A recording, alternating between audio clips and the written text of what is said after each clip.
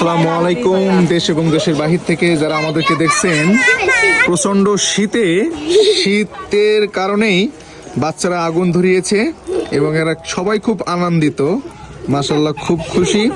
এবং আজকে এখানে কম্বল বিতরণ অনুষ্ঠান হবে সাপোর্ট হিউম্যানিটি এবং বাংলাদেশ উইদাউট বর্ডার্স কমিউনিটির পক্ষ থেকে।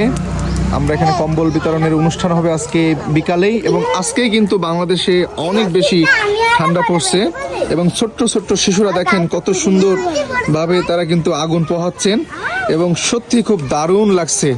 চমৎকার একটা দিন ওরা পার করছে। ওরা যখন বড় হবে তখন এই দিনগুলো ওরা খুব বেশি মিস করবে।